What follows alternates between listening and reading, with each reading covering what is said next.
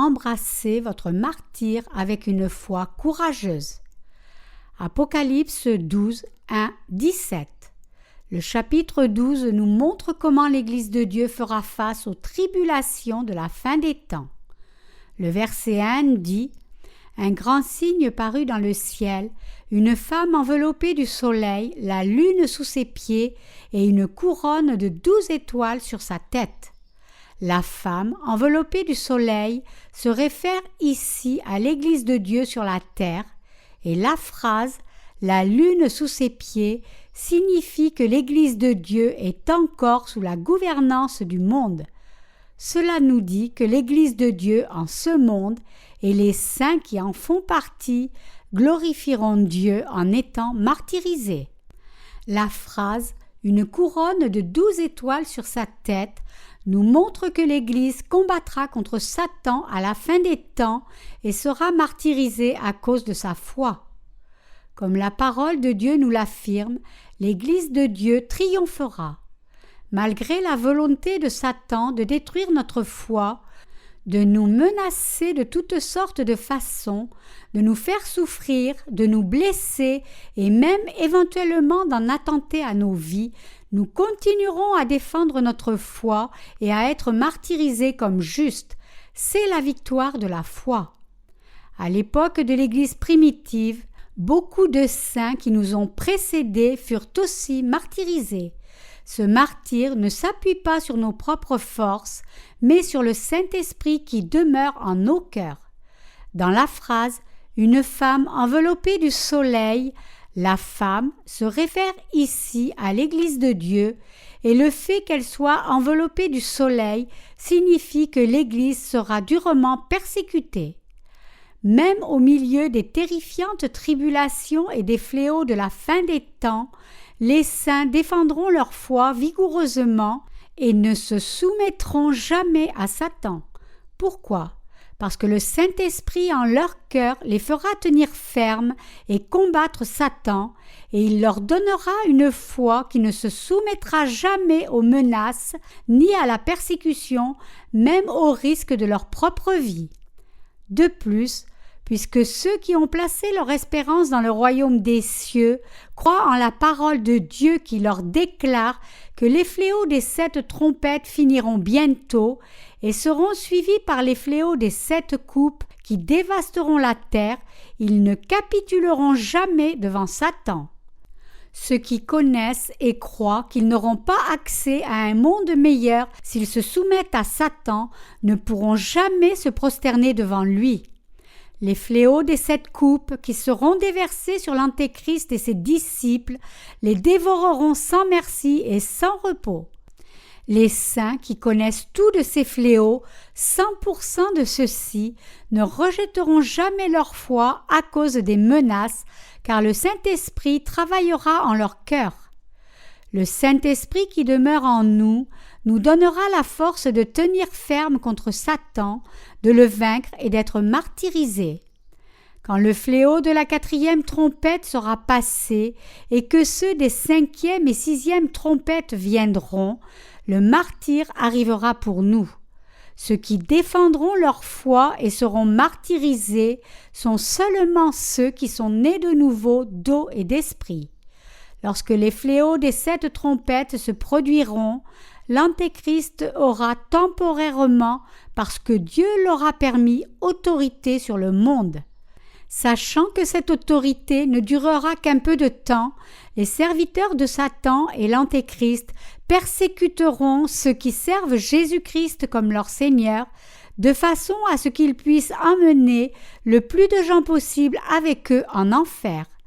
Mais ceux qui ont transféré tous leurs péchés sur Jésus par son baptême ne se soumettront pas sous la persécution de l'Antéchrist, mais défendront vigoureusement l'Évangile donné par Jésus-Christ et seront martyrisés. Ainsi, le martyre est l'évidence de la foi. Ceux qui ont cette évidence hériteront du royaume millénaire, du nouveau ciel et de la nouvelle terre préparée par le Seigneur. Ceci s'applique à tous ceux qui croient en l'évangile de l'eau et de l'esprit, dispersés dans le monde entier. La Bible nous dit que presque tous les saints nés de nouveau seront martyrisés durant ces temps de la fin. Mais ceux qui, pour éviter le martyre, abandonnent leur foi d'eau et d'esprit, se tiendront aux côtés de l'Antéchrist, le serviront et l'adoreront comme Dieu, et seront donc tués par les fléaux des 7 coupes et par les mains de l'Antéchrist lui-même. Leur mort ne sera pas un martyre, mais seulement une mort désespérée et vaine. Lorsque Satan et l'Antéchrist seront jetés en enfer, ces gens y tomberont aussi tous ensemble. Trahir Jésus-Christ pour éviter le martyre et diminuer les épreuves des tribulations, même juste un peu, est une chose insensée à faire. Lorsque les fléaux des 7 trompettes finiront et que ceux qui ont défendu leur foi auront été martyrisés, les fléaux des 7 coupes ravageront bientôt la terre entière, laissant peu de survivants. Ce qui est clair, c'est que ceux qui ont reçu la rémission du péché seront certainement martyrisés, et pour que nous ne trahissions pas notre Seigneur au moment du martyre, nous devons préparer notre foi maintenant en croyant, ayant une connaissance appropriée de la fin des temps et une compréhension correcte de la parole. Nous avons reçu la rémission de nos péchés et lorsque nous serons martyrisés, nous expérimenterons une joie inconnue jusqu'ici, alors que Dieu nous fortifiera. Que notre foi soit clairement établie en nos cœurs, puisque vous et moi sommes destinés à être martyrisés pour le Seigneur. Lorsque le moment du martyre sera passé, Dieu procédera certainement à notre résurrection et à notre enlèvement, nous permettant ensuite d'être glorifiés dans le royaume millénaire, nous donnant ces nouveaux ciels et terres éternels et nous y faisant régner et nous permettant de vivre pour toujours dans l'abondance. Si nous croyons fermement en tout cela, notre souffrance elle-même se transformera en joie. L'apôtre Paul a dit « J'estime que les souffrances du temps présent ne sauraient être comparées à la gloire à venir qui sera révélée pour nous. » Romains 8, 18. Alors qu'il servait l'Évangile, Paul a grandement souffert, étant battu presque à mort à plusieurs occasions, mais en croyant que cette souffrance était pour la gloire de Dieu, la douleur de Paul devint une immense joie. Selon les archives historiques et le folklore, presque tous les apôtres, incluant Paul, furent martyrisés. On dit que Pierre a été crucifié la tête en bas sur la colline du Vatican et que les leaders de l'Église primitive, incluant Polycarpe et beaucoup d'autres saints, chantaient des louanges à Dieu même lorsqu'ils brûlaient à mort sur le bûcher. De telles choses n'auraient pas été possibles si Dieu n'avait pas fortifié ses saints. Tout comme il y eut de tels saints fidèles à cette époque, il y en eut aussi qui trahirent leur foi. Origène, un théologien qui est tenu en haute estime par les théologiens actuels, fut quelqu'un qui entendit l'Évangile directement des apôtres. Pourtant, quand le temps du martyre arriva, il l'évita, ainsi sa vie fut épargnée alors que ses compagnons furent martyrisés. Cela n'aurait pas été possible s'il n'avait pas renié tout ce que Jésus avait fait pour lui. Origène fut donc le représentant de ceux qui renient la divinité de Jésus. Mais en dépit de sa trahison, les théologiens actuels le tiennent en haute estime parmi les théologiens les plus renommés. Pourquoi Origène a-t-il échappé au martyre alors que les autres saints l'ont embrassé ? Ce n'est pas le fait que la volonté d'Origène était faible alors que celle des autres saints était forte. Les saints qui furent martyrisés en louant Dieu le furent parce qu'ils croyaient en ce que Paul leur avait dit, c'est-à-dire au fait que les souffrances du temps présent ne sauraient être comparées à la gloire à venir qui sera révélée pour nous. Ils pouvaient supporter leurs souffrances présentes, autrement dit, parce qu'ils croyaient en la parole de promesse de Dieu, affirmant qu'il les ressusciterait et les enlèverait et leur donnerait son royaume millénaire. Nous devons réaliser clairement que le martyre nous arrivera. Ceux qui vivent leur vie de foi avec une connaissance claire de ce fait sont différents des autres. Ceux qui croient que l'image des saints martyrisés de l'Église primitive est leur propre image peuvent avoir une vie de foi qui est forte, digne et courageuse, car toute la parole de la Bible pourrait être leur propre histoire. Ils vivent toujours avec une foi qui embrasse le martyre, c'est-à-dire qu'ils vivent en croyant toujours qu'après leur martyre, Dieu leur accordera la résurrection et l'enlèvement, ainsi que le nouveau ciel et la nouvelle terre qu'il a planifiés et préparés pour eux à l'avance. Ceux qui croient en cela pourront toujours vivre une courageuse vie de foi, car ils savent que leur foi les prépare pour la fin, lorsqu'ils seront capables de mourir en louant Dieu. Et parce qu'il ne s'agit pas d'une simple question de doctrine, mais de foi réelle, ceux qui ne croient pas pleinement en cette parole et en l'Évangile seront les premiers à nous vendre à l'Antéchrist. C'est pourquoi, une fois que vous et moi réalisons que nous serons martyrisés, nos frères et sœurs dans l'Église de Dieu, qui ont la même foi que la nôtre et qui seront avec nous pour toujours, deviennent si importants pour nous. Les serviteurs de Dieu, son peuple et son Église sont tous très précieux pour nous. Les saints du temps de l'Église primitive avaient une foi qui était encore plus fervente et définie que la nôtre, nous qui vivons maintenant dans la fin des temps. Ils croyaient en leur martyre, suivis de leur résurrection et de leur enlèvement, ainsi qu'au royaume millénaire, au nouveau ciel et à la nouvelle terre. C'est pourquoi ils vivaient leur vie de foi comme s'ils vivaient vraiment au temps de la grande tribulation, comme si le retour du Seigneur était imminent.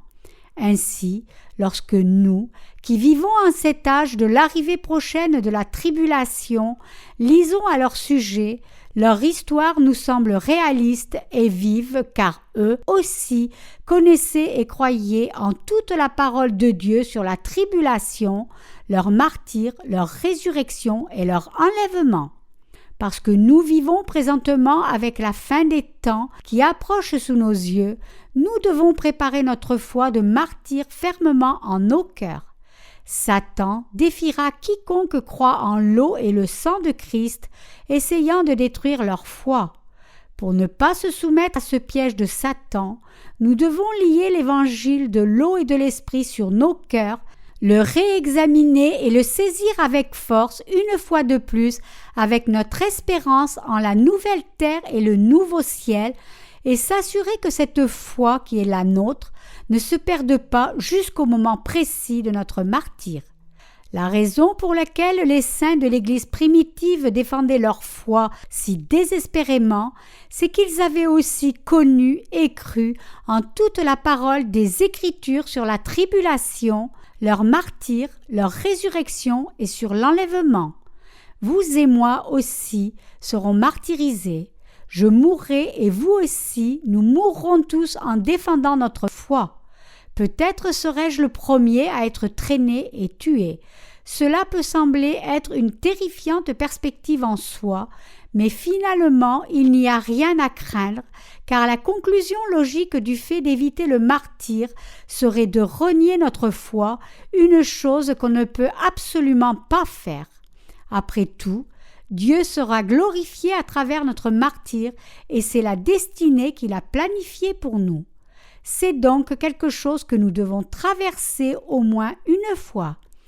Puisque nous ne pouvons ni l'éviter ni y échapper, courons-y donc, pleins de force, et sautons dedans courageusement. Nous avons l'autorité du roi que personne d'autre n'a, et nous avons aussi placé notre espérance dans les bénédictions éternelles. Ainsi, nous pouvons toujours prier Dieu pour qu'il nous fortifie et lui rendre gloire encore davantage. En croyant sans craindre notre martyre, nous recevrons une joie plus grande encore. C'est une grande gloire pour Dieu et une grande bénédiction pour nous. Dieu écrivit le livre de l'Apocalypse pour nous parler du martyre des saints, de la résurrection et de l'enlèvement, du royaume millénaire, du nouveau ciel et de la nouvelle terre. Ainsi, connaître l'Apocalypse est comme avoir une foi définie en ce monde en déclin. La route vers le nouveau ciel et la nouvelle terre révélée dans l'Apocalypse ne peut être empruntée sans l'évangile de l'eau et de l'esprit. Et cette foi ne peut être confirmée sans traverser le martyre. J'espère et je prie donc que vous puissiez lier votre foi à votre cœur solidement, croyant que vous ne trahirez pas l'Évangile, mais serez martyrisés lorsque le temps viendra et regarderez droit devant avec votre foi. Votre vie de foi changera alors drastiquement à partir de ce moment. Nous ne mourrons pas en vain, pris dans les pièges de Satan. Par l'œuvre du Saint-Esprit en nos cœurs, nous mourrons pour défendre notre foi. C'est le vrai martyr. Le jour de notre martyr viendra sûrement, mais nous ne le craignons pas, car nous savons que même si nos corps sont tués par Satan, Dieu nous fera revivre rapidement dans nos nouveaux corps glorieux. Nous savons aussi que notre martyr sera rapidement suivi de notre résurrection et de notre enlèvement, et que ce qui nous attend ensuite, c'est la bénédiction de régner dans le royaume millénaire et notre éternelle royauté au ciel. Il y a longtemps, l'empereur romain Néron mit le feu à Rome pour reconstruire la ville. Lorsque les citoyens romains devinrent furieux de cela, il blâma les chrétiens pour ce feu incendiaire et les massacra sans discrimination.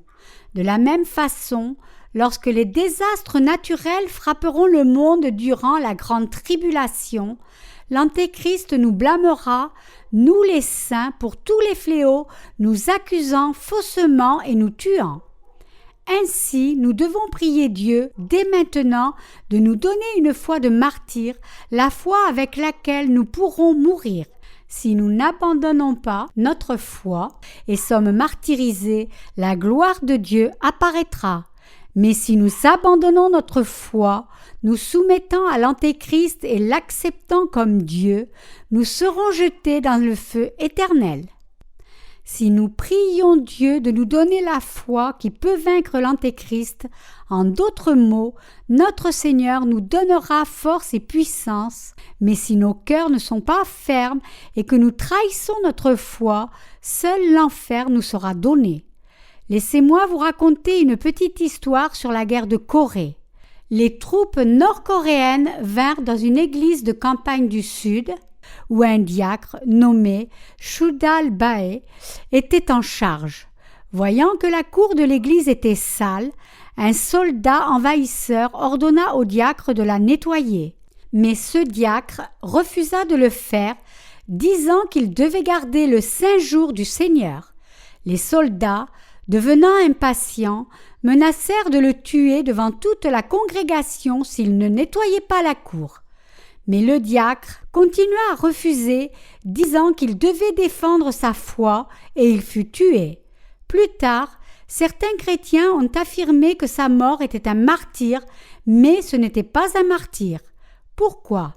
Parce que le martyr consiste à mourir pour une œuvre juste, c'est-à-dire pour révéler la gloire de Dieu. Mourir pour son entêtement en prenant Dieu comme prétexte est loin de constituer un martyr. Pourrions-nous rejeter l'amour du salut que Dieu nous a donné? À cause de nos défauts et péchés, Jésus-Christ a pris tous nos péchés sur lui par son baptême et fut crucifié à mort. Si nous pouvons rendre une dévotion entière à cet amour de notre Seigneur, nous pouvons encore moins rejeter l'Évangile qui nous donne accès au nouveau ciel et à la nouvelle terre par amour de la chair qui disparaîtra tout simplement avec notre mort. Nous sommes nés en ce monde en étant destinés à être sauvés, à prêcher l'évangile du salut à tous sur cette terre et à mourir en prêchant. N'oubliez pas que le destin des saints qui ont reçu la rémission du péché, c'est-à-dire notre propre destin, est de vivre par la foi et d'être martyrisés pour vaincre le défi de foi de Satan par amour de la gloire de Dieu qui sera révélée en nous. Nous avons tellement de défauts et d'imperfections que nous ne pouvons donner gloire à Dieu avec quoi que ce soit. Pour des gens comme nous, Dieu nous a accordé l'opportunité de donner une grande gloire au Seigneur, et cela par le moyen du martyre. Ne l'évitez pas. Croyons en Dieu qui diminuera le temps de la tribulation si nous le lui demandons, et retenons fermement notre espérance en l'héritage du nouveau ciel et de la nouvelle terre, triomphons de nos souffrances passagères qui se termineront rapidement. Vivons en croyant que le Seigneur ne permettra pas une trop grande souffrance à ceux qui ont vécu fidèlement pour lui, ni ne permettra que quoi que ce soit leur fasse trahir leur foi, mais il les protégera et les comblera d'une grâce encore plus abondante. Réalisant que nous serons martyrisés, nous avons besoin d'expérience pour affronter les épreuves, persévérer dans les souffrances et travailler pour le Seigneur. À travers de telles choses, nous grandirons dans la foi en marchant avec le Seigneur, et lorsque la fin des temps viendra, nous serons capables de faire face à notre martyre avec la force donnée par le Seigneur. Si nous demeurons sans connaître ce que c'est que de souffrir pour le Seigneur, par dévotion pour lui, ou en travaillant et en se sacrifiant pour lui, la peur nous submergera lorsque les temps de notre martyre viendra avec l'arrivée de la grande tribulation. Seuls ceux qui ont souffert et vaincu la douleur précédemment peuvent combattre leur souffrance encore une fois. Je prie Dieu pour que votre vie de foi soit de souffrir pour le Seigneur et d'avoir la victoire, et pour que lorsque le moment du martyre arrivera, vous aussi soyez parmi les fidèles qui se rappelleront en leur cœur et confesseront de leurs lèvres que toutes ces choses font partie de la gloire qui leur est réservée dans la bénédiction et la grâce de Dieu. Si vous désirez désespérément vous emparer du royaume des cieux par votre foi, le nouveau ciel et la nouvelle terre deviendront certainement vôtres. Dieu désire que tous les hommes soient sauvés et viennent à la connaissance de la vérité. 1 Timothée 2, 4.